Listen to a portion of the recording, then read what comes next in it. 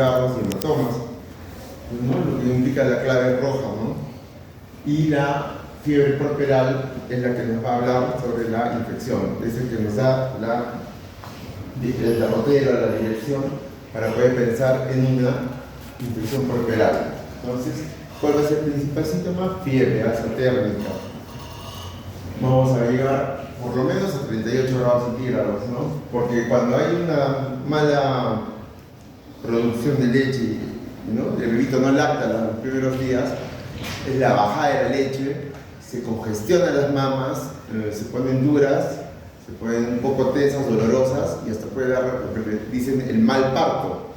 Las mujeres a veces sienten escalofríos, malestar, y es porque se les junta la leche en las mamas a partir del tercer, cuarto día posparto, cuando el bebito recién se está adaptando a lactar mejor, ¿no?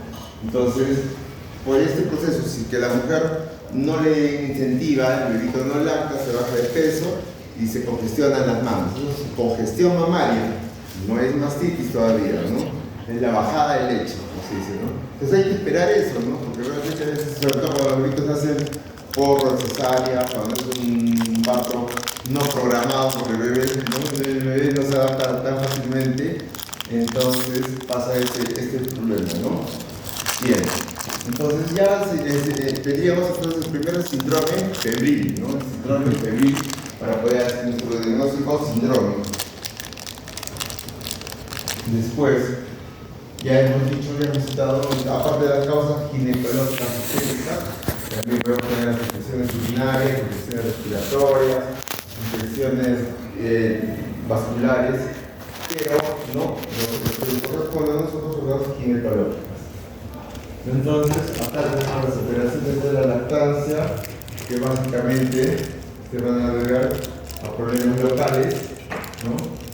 Como malformaciones en el pezón, que la mujer no se preparó bien el pezón durante el periodo, ¿no? De espera, tenía que, con una cremita de glicerina, ¿no? Formar el pezón, porque si no, cuando el bebito nace, se puede agrietar. Y cuando se agrieta, por ahí entra el estafilococo. Es la bacteria que está, más que todo, son todas las bacterias, ¿no? Que están en nuestra flora cutánea, ¿no? En la piel tenemos bacterias. Es más, son más bacterias que células normales, ¿no? Entre la flora de la piel, la flora intestinal y toda la flora genital, hay más cantidad de células bacterianas entre el organismo humano que células humanas. Pero bueno, entonces estas invaden y por vía local va a producir, por diseminación local, la mastitis. La mastitis es un cuadro difuso, ¿no? En el cual todavía no se localiza y no se produce el absceso. Y el es el estafilococo, porque puede ser también los estreptococos, hasta el coli, ¿no? Porque está siempre metido por la zona genital. Después, ¿cuáles serían los tratamientos básicamente? Los beta-lactámicos. Tenemos la dicloxacilina, que se puede dar 500 cada 8 por 7 días siempre, ¿no? Y oral. No se confundan con la doxiciclina, siempre es un tema de confusión, ¿no? Porque en ginecología usamos los dos. La doxiciclina es para otras patologías, tipo la enfermedad inflamatoria, ¿no? Pero en cambio para mastitis, infecciones urinarias, cubre muy bien también la dicloxacilina y la amoxicilina clavulánica, ¿no? La amoxicilina ahora viene de liberación prolongada con el clavulánico, ¿no? Entonces puede dar cada 12, ¿no? No solo la amoxicilina sola, como que ya no va muy bien.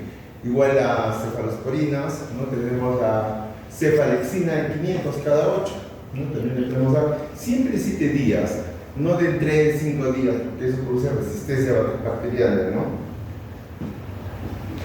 La eritromicina en el caso de las alergias, 500 cada 8, también, y la clindamicina también nos ayuda, ¿no? 300 cada 8, ¿no? Entonces, sobre todo cuando es absceso, pero cuando ya realmente diagnosticamos el absceso, ¿cuál es la premisa? Absceso diagnosticado. Absceso drenado. Al unísono, ¿no? Absceso drenado, ¿no? Entonces, generalmente se hace una incisión periareolar semilunar, ¿no? Para que no deje una cicatriz. Y se puede dejar un dren laminar, ¿no? Para que siga drenando, ¿no? Pero al esperar hasta el absceso, pues ya es porque la paciente fue muy descuidada o que no fue una buena, ¿no?, manejo por el médico. Siempre es bueno tomar una muestra de la secreción, ¿no? Por si acaso. Pues, están habiendo bacterias, bichos muy resistentes. Entonces, acá ya se forma una zona fluctuante, remitente, la piel se adelgaza y está un poco a punto de reventar, ¿no? Prácticamente. Entonces, todo comienza por las grietas, la mala preparación. Por eso les dije, desde que ya la mujer se le programa una cesárea o ya está cerca del periodo de parto, tienen que preparar los pezones. Eso es lo principal para prevenir este problema, ¿no? ¿No? Porque el bebito los primeros días se va a cansar y igual, por más que nazca de forma natural, va a producir por cansancio, por sueño, por fatiga, que se le acumule, ¿no? Y pues, se produce el problema de la bajada de leche, ¿no? El segundo pico de la mastitis, que es ya no es puerperal, es más o menos a los 6 a 9 meses, para que también lo considere. Cuando ya el bebito ya no está bebito, es infante y se mete cosas a la boca ya comienza a comer, ¿no? A probar alimentos, a manipular. Entonces ya su flora oral también ya se vuelve más variada, más alterada, y eso produce también la mastitis en el segundo periodo, ¿no? A los 6 meses. O al año, al año y medio, ya ¿no? Después, como que hay una ventana que no hay tanto riesgo de infecciones los primeros 6 meses. Ya hemos hablado del tratamiento, los antibióticos, cloxon. La mastitis, o sea, ahí está la imagen. Estoy a punto de reventar de la zona más adelgazada, es donde se puede hacer una incisión pequeña nomás, ¿no? Pero realmente ya pocos casos llegan a mastitis, felizmente. Y básicamente la casa de las sienes que puede hacer que la mujer no debe dar de lactar, ¿no? Entonces aquí acá hay que producir una lactancia, ¿no? O sea, que no produzca leche. ¿Qué se les da? ¿Qué medicamentos se usa para la secreción láctea? Cabergolina, ¿no? Cabertrix. Listo. Entonces, y para estimular, ¿qué pueden dar? La metoclopramida, por ejemplo, ¿no? Ayuda también. Entonces eso le ayuda a problemas digestivos, post cesárea, también le puede ayudar para la secreción láctea. La agüita de hinojo también. Entonces estas son las contraindicaciones también generales. Otros problemas, ¿no? Que el mismo ahorita tenga labio leporino, atresias, ictericia, entonces también eso contraindica. Hay un mito muy importante, ¿no?, que es que la mujer no debe, y que es cierto, ¿no?, también los neonatólogos lo recomiendan, no debe consumir en este periodo mucha leche de origen vacuno, ¿no? Porque por ahí pasan las proteínas y puede producir la intolerancia al bebito también, ¿no? Igual el bebito conoce las fórmulas de ese tipo de problemas. Entonces, la fiebre tiene que ser después de las 24 horas, porque si no sería un proceso previo, ¿no? Si ya se procede inmediatamente a la cesárea o al parto. El síndrome febril tiene los síntomas de escalofrío, cefalea, palidez, astenia, adinamia.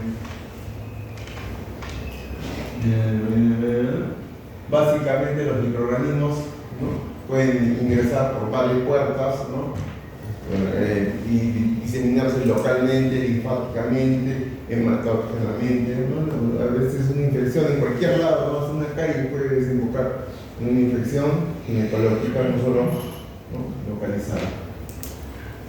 Entonces, las infecciones que vamos a manejar son endógenas, ¿no?, del propio organismo y exógenas que se pueden transmitir también por ambientes hospitalarios, ¿no? Justamente en la historia de la medicina se ve que se previenen las infecciones puerperales cuando los estudiantes de medicina y los médicos nos lavamos las manos entre paciente y paciente. ¿Quién fue el médico que vio y propuso el lavado de manos? ¿Se acuerdan? Fácil, es Listerine Lister, ¿no? Entonces, Pata se dio cuenta de que cuando nosotros tocábamos a una paciente toda séptica, purulenta, y después pasábamos a la paciente sanita, le transmitíamos unos bichitos, ¿no? Y simplemente con el acto de lavarse las manos se evitaba esto, ¿no? Entonces, esto es una norma entre paciente y paciente, cuando pasen visita, cuando están internos, cuando evalúen, de hacerse, ¿no?, su lavado de manos, a veces hasta como locos, ¿no? Uno ya se lava las manos antes de evaluar a la paciente, después de evaluar a la paciente, o sea, no solo entre paciente y paciente. Entonces eso fíjense mucho cuando practiquen su labor diaria.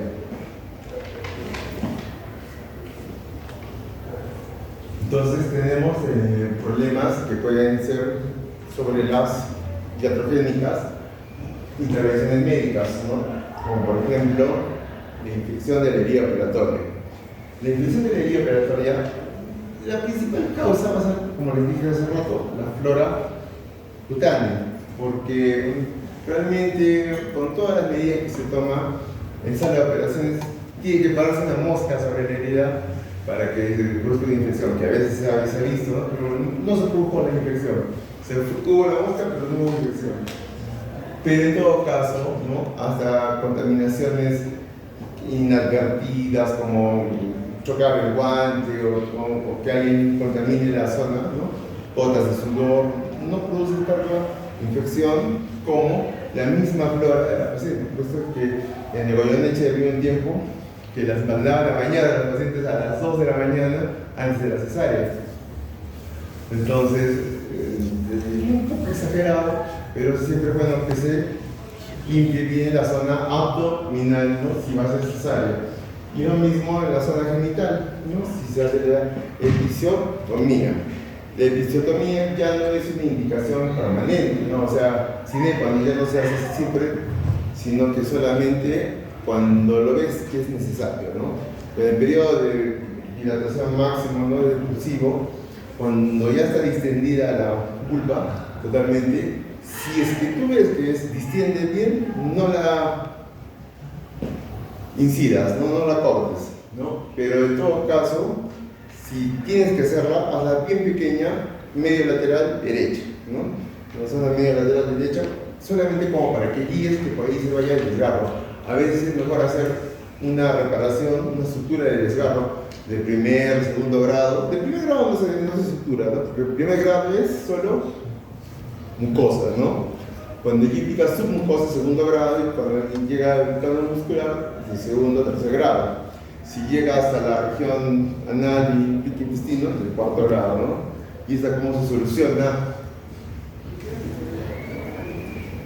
El desgarro del cuarto grado llega hasta una lesión intestinal, perianal, anal, recto.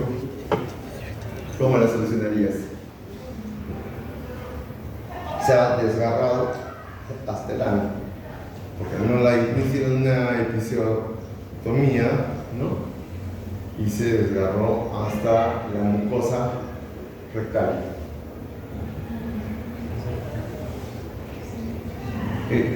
Las rectoras del pie.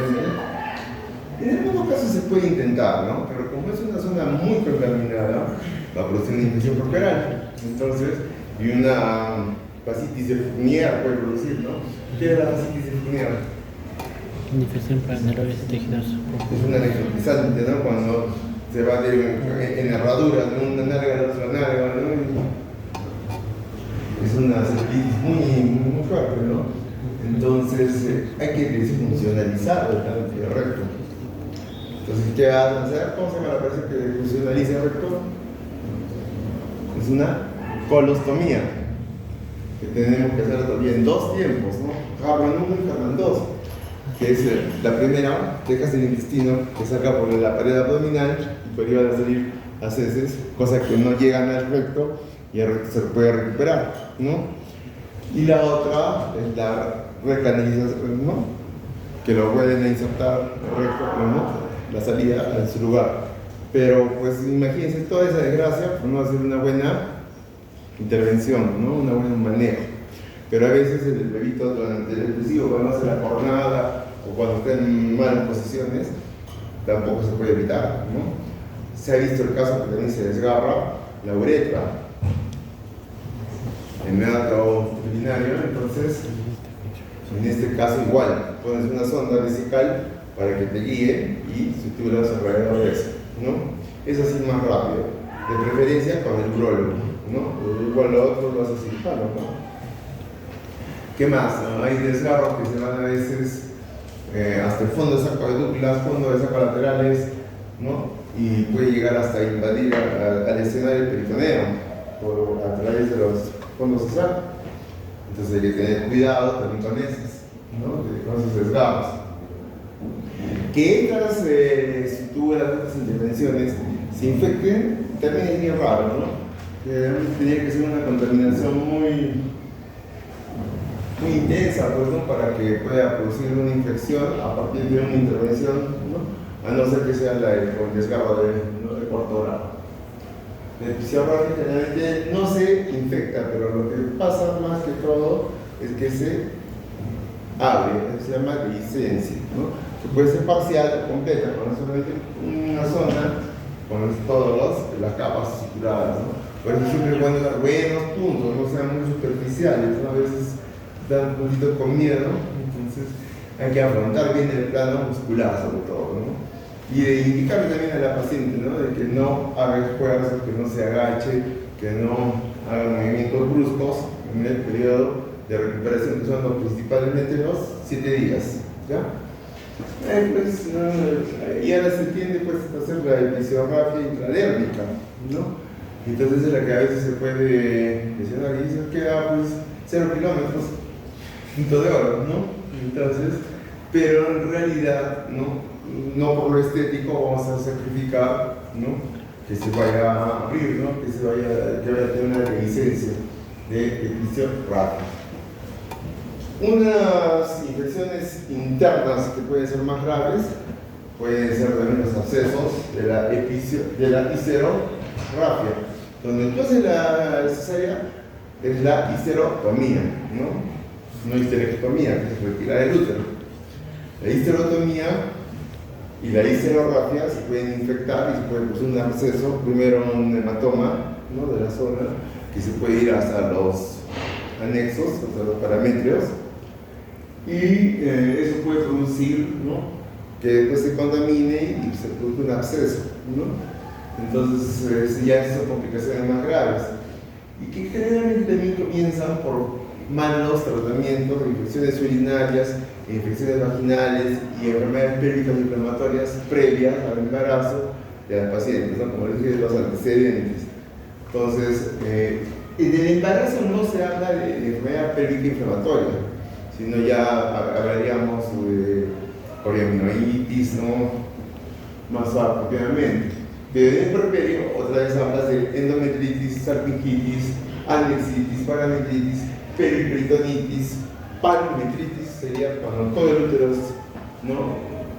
A veces lo encuentras en el útero como si fuera mantequilla, realmente, ¿no? Necesitas hacer la histerectomía por un absceso de histerorrafia y el útero está que se deshace prácticamente porque se infectan todos los planos.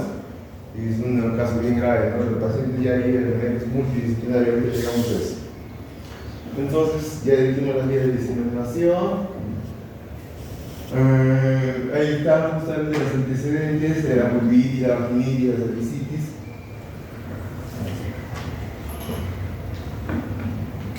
Y básicamente los diagnósticos específicos, ¿no? También puede haber cuadros raros de tromboflebitis séptica que se diseminan pocos, ¿no? Trombos sépticos, pero ya es las rarezas. Entonces la endometritis. ¿Por qué se produce la endometritis? Generalmente por un mal manejo de la atención del parto y sobre todo del alumbramiento, ¿no? Cuando salen los anexos, ¿no? Sale el bebito, los anexos van a la placenta y las membranas, uno tiene que hacer una muy buena revisión, ¿no? Medir cuánto está la mide de la placenta, ver que no le faltan cotiledones y sobre todo que no faltan bolsas, membranas. Entonces las membranas, tú las tienes que poner la placenta, la evalúas desde el lado materno o fetal.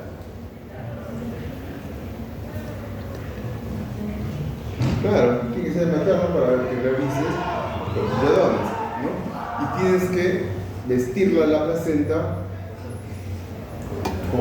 y reconstruir, ¿no? Como si fuera un huevito, de una forma ovular, ¿no? Para que estires todas las dos capas de los amnios, ¿no? Entonces ahí se ve claramente que te falta una zona, ¿no? Si es que hay una retención de restos placentarios o membranosos, ¿no? Entonces, si tú en ese momento adviertes, te das cuenta que hay una retención de restos, puedes proceder, como está todo dilatado, el dolor ha sido más fuerte durante el trabajo de parto, puedes hacer instrumentación en ese mismo momento, ¿no? Pero siempre con el cuidado de que si se te complica tengas una ruta de escape rápida, ¿no? O el hospital de mayor nivel cerca, no te arriesgues a hacer procedimientos si no tienes todo el equipo por si hay más complicaciones, ¿no? ¿Por qué? Porque puede ser un mini curetaje rápido, ¿no? Y retirar rápidamente las membranas si te das cuenta y pedir una cureta de Wallis, y es un curetaje, tratas todas las paredes uterinas y rápidamente solucionas el problema sin entrar a hacer las operaciones, sin poner tanta anestesia, básicamente porque durante el puerperio o el parto, ¿no? Inmediato, cuando sale el bebito, ya indicas, ¿no? Un antibiótico profiláctico y analgésico, ¿no? Entonces en ese momento ya se le puede dar su calmante a la paciente, entonces con eso ya está como cubierto el dolor también para eso, ¿no? Ahora, si ya tienes que hacer más procedimiento, puedes aplicar un midazolam, pero ya es mejor ya hacer con el apoyo de la sección de los procesos hospitalarios. Entonces la endometritis generalmente se va a presentar entre el tercer y quinto día. Va a haber básicamente el síndrome febril y un síndrome ginecológico con mal olor, ¿no? Un sangrado ginecológico con mal olor. Es un olor fétido, ¿no? No es la sangrecita que a veces los pacientes dicen huele feo, ¿no? En realidad el olor es como se dice a popó, ¿no? Al 2. Parecen heces realmente, porque son las mismas bacterias anaerobias las que producen estas infecciones, ¿no? Generalmente por continuidad, ¿no? O sea, porque están en la zona, están infectando la vulva, están infectando la vagina, una cervicitis, ya ascendieron a la endometritis, ¿no? Y si habían membranas, caldo de cultivo para las bacterias, sobre todo los anaerobios, me parece. Entonces, por eso es que es importante, ante este cuadro, tomar muestras de cultivo, pero que realmente no son muy útiles ni muy prácticas, ¿no? Pero el tratamiento que damos es de amplio espectro con los antibióticos, pero a veces van a haber casos resistentes, entonces siempre al paralelo, no tomar una muestrita por lo menos. Factores de riesgo, justamente, es que la paciente haya sido intervenida quirúrgicamente, que haya tenido ruptura de membranas previas, ¿no? Básicamente eso ya hace que las membranas estén disociadas, ¿no? El parto prematuro siempre va a haber rastro, que no va a haber una buena interfase membrana placentaria. El tacto vaginal repetidos. ¿Cuántos serían repetidos? Más de 5, ¿no? Más de 5. Por eso es que más o menos se evalúa la paciente durante el periodo de parto, de gestación, unas 5 veces, nada más, o sea, cada 2 horas. ¿No? No es a cada parto que se evalúa. La infección urinaria, los partos instrumentados, tampoco no se hace mucho actualmente, ¿no? Que eran los forceps. y técnicas pues, de quirúrgicas malavas de manos, básicamente. Entonces estamos otra vez, ¿no? Recortando en los exámenes, básicamente tu hemograma y tu PCR, ¿no? Si no tienes una velocidad de sedimentación globular que me ayuda, el hemocultivo 1 y 2, ¿no? El periodo febril. La PCR es la que más ha ganado campo ahora. Y por si acaso siempre los urocultivos y la ecografía para ver si realmente hay restos, ¿no? Abundantes y se impone un legrado corporal, ¿no? Por retención de restos. La tomografía, las imágenes tipo resonancia no ayudan mucho porque el útero es pequeño en comparación, ¿no? Se ve mucho mejor con la ecografía siempre. Entonces ya hemos dicho, acá ya damos tratamientos combinados, por ejemplo amikacina con clindamicina, metronidazol con ceftriaxona, también el pipetazo, ¿no? ¿Listo? Entonces, pero ya es manejo multidisciplinario, porque ya estamos entrando en un cuadro de sepsis. Primero el síndrome de, ¿cómo se llama? SDRS. Sí. Claro, va a haber, ¿no? Una falla multiorgánica, ¿no? En la sepsis, ¿no? Y básicamente ya esto pasa a UCI, ¿no? Cuando ya la infección ya se prende la alarma, ¿no? La clave de amarilla. Entonces, por ejemplo, en la infección de la herida operatoria vas a ver los signos logósicos, o sea, la triada de sepsis, ¿no? ¿Cuáles son los síntomas? Eritema, ¿no? Rubor, calor y dolor, ¿no? Entonces, vas a ver, ¿no? Esto en la herida operatoria, en la zona que veas infectada, ¿no? Si es hematoma, el hematoma no está caliente, es doloroso, pero no está caliente, ¿no? Y básicamente también puede haber el seroma en la herida operatoria. El seroma es otra entidad que se presenta más o menos a las 2 o 3 semanas, por eso es que no es relacionado con infecciones. El seroma es por un proceso inflamatorio, generalmente por las suturas que se están reabsorbiendo al disolverse el cable, el bicril que usamos, ¿no? Las suturas. Pero por eso no es bueno dar tantos puntos, ¿no? de aproximación, ¿no? Básicamente los necesarios. En plano celular a veces dábamos 5, 6, 7 puntos. Básicamente con 2 es suficiente. Y esas suturas, al desintegrarse, pueden producir un proceso inflamatorio local. Generalmente secreción serosa, se llama seroma. Pero si es serohemática y si se sobreinfecta, ¿no? Si hiperquimiza, ¿no? Con estafilococo, entonces ahí sí puede haber una infección secundaria, ¿no? Una infección de herida operatoria, pero secundaria a un seroma, ¿no? Pero entonces sería otro cuadro alejado de la cesárea, entonces ya no le puede echar la culpa a su padre. Listo, entonces acá ya estamos hablando de cosas mayores, esto manejo de fusión, ¿no? Porque nosotros vamos a hacer solamente la alarma, ¿no? Y pedir auxilio, básicamente. Entonces, están los criterios, ustedes saben muy bien. ¿Qué causa van a producir entonces la sepsis puerperal? Ya no es la endometritis, ya no es la mastitis, ya no es la infección urinaria, es la sepsis puerperal. Básicamente, un foco infeccioso que se disemina, ¿no? Entonces puede ser desde el aborto, que no es un puerperio, ¿no? Pero es un periodo obstétrico que también es muy riesgoso, ¿no? El aborto complicado con infección, ¿no?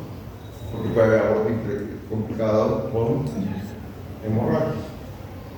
La coriomenitis, la neumonía en el tiempo del COVID también era muy...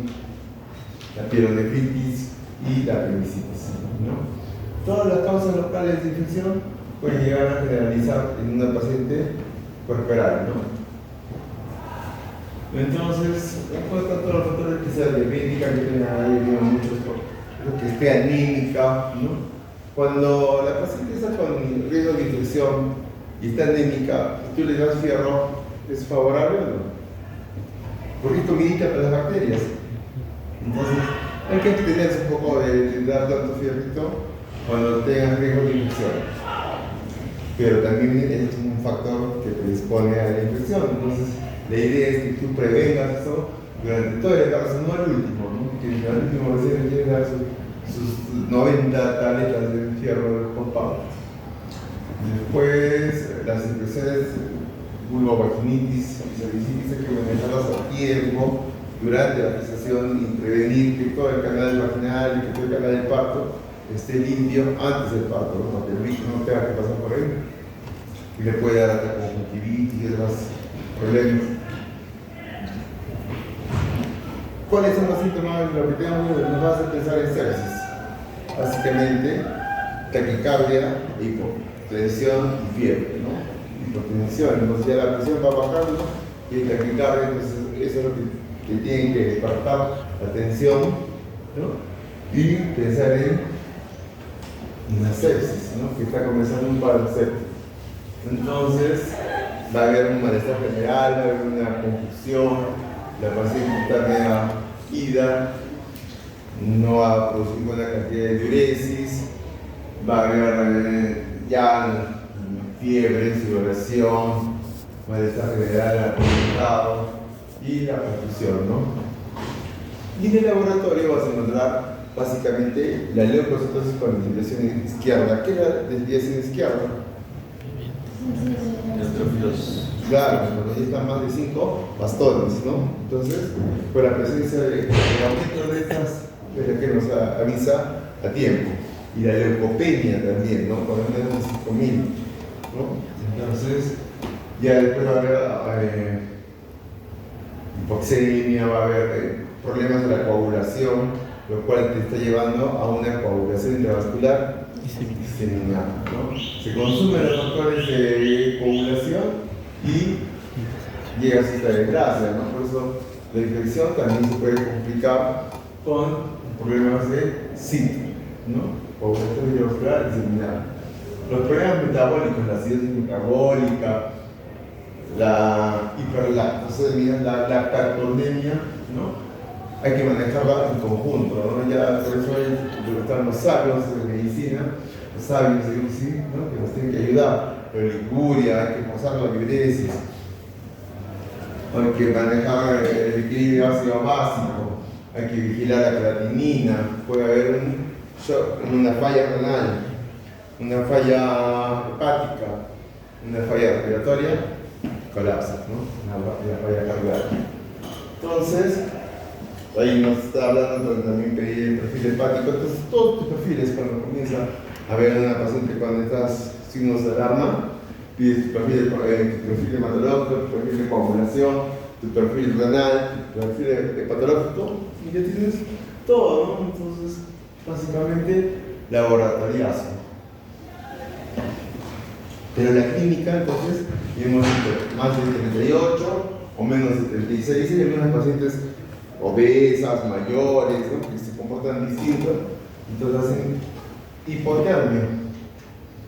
La frecuencia cardíaca más de 90, la frecuencia respiratoria más de 30, los edemas generalizados ya sería un signo, ¿no? La media pálida o ictérica y edematosa, la paciente se ve rara, ¿no? Cuando viene así con infección. Y puede haber ya hiperglicemia, ¿no? Que también favorece los estados infecciosos. Básicamente la proteína se reactiva, y la procalcitonina también nos ayuda bastante. Siguen alterándose más todas las funciones vitales, ¿no? Y ya lo maneja el fisiólogo con el famoso hiperacidina, casobactam, ¿no? Ya básicamente después de eso no plus ultra, no hay más, ¿no? Después de esos antibióticos no hay más. Criterios, entonces, ya hemos hecho el lactato, ¿no? También nos ayuda bastante, más de 3. Y ¿no? Hay que descartar siempre que no sea otras causas de infección, ¿no? Y que generalmente son también múltiples, como la neumonía intrahospitalaria, ¿no? Que a veces en los ambientes llegan a UCI y ahí se termina de complicar la paciente, ¿no? Sobre todo si ya es invadida con, ¿no? Intubación, las múltiples vía central, entonces todo eso complica. Y siempre hay que pensar que en cualquier estado, ¿no? Gestacional puede haber, como le decía hace rato, ¿no? Puede haber una apendicitis, una colecistitis, un absceso renal, una pielonefritis. Entonces siempre hay que evaluar todo, ¿no? Porque si no, se te pasan las otras causas. Entonces, acá hemos visto en el resumen, ahí está el síndrome de estrés multiorgánico y óbito de la paciente, ¿no? Entonces, para eso tenemos nuestras tablas, nuestros criterios, la clave amarilla. Entonces, ¿qué es la clave amarilla? Básicamente, ¿no? Hemos hablado de la clave roja, la clave azul. Y la clave amarilla es lo mismo. Más que todo son el conjunto de medidas y de acciones que tienen que llevar y que tienen que saber todo el equipo de salud, ¿no? Todo el equipo de salud, en los cuales ustedes, nosotros, somos los que dirigimos. Básicamente tenemos que activar la clave amarilla, ¿no? Y todos cumplen sus funciones. El técnico lleva las muestras, la enfermera toma las muestras, el médico las indica nomás, ¿no? O hace algunos procedimientos. Pero por eso, lo bueno es que ya está eso difundido. Entonces, cuando estás internito, te das cuenta de que estás con una paciente con infección en la guardia, ¿no? Activas la clave amarilla, avisas, significas, comienzas a pedir los exámenes, ¿no? Y se puede atender a tiempo en estos casos, ¿no? Cuando veas taquicardia, cuando veas fiebre, cuando veas hipotensión, siempre tus funciones vitales, ¿no? O sea, no inventes las funciones cuando evalúes a los pacientes y sos un internado, porque ahí es donde vas a detectar tú mismo. Tú te vas a acordar la clave amarilla, la clave roja, la clave azul. Entonces, ¿cuál es nuestra función? Ser los coordinadores, ser los líderes, ¿no? Del equipo de salud. Nada más. Entonces, pero estar muy atentos, ¿no? Vigilantes de los síntomas, de los signos de la paciente, ¿no? Escucharla, atender cuando la paciente se queja de dolor, es por algo, no es porque te quiere molestar, que no quiere que vuelvas a la guardia. Algunas veces para que su marido venga a la casa, ¿no? Pero el paciente llega siempre los sábados a las 3 de la mañana, 2 de la mañana, cuando lo traen al esposito travieso.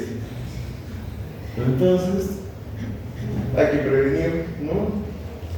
El shock. Ya cayó los síntomas extremos. Y el tratamiento es ya con aminas, con esteroides, ¿no? Para tratar el estrés. Otras patologías de infección urinaria siempre nos va a estar alterando. Las infecciones, ya hemos dicho. Y dudas, preguntas. Creo que es un tema rapidito que lo han visto, lo van a manejar, pero que felizmente es el tercer lugar, ¿no? Ya hemos dicho que entre las causas principales, ¿no? La causa más importante de muerte materna, ¿cuál es? Muerte materna. La hemorragia. La segunda, la preeclampsia. En el mundo desarrollado es la preeclampsia. La hemorragia ya no es tanto, ¿no? Nosotros todavía tenemos la hemorragia y después la preeclampsia. Y al último es la infección pulmonar. ¿Listo? Entonces la lista, por favor.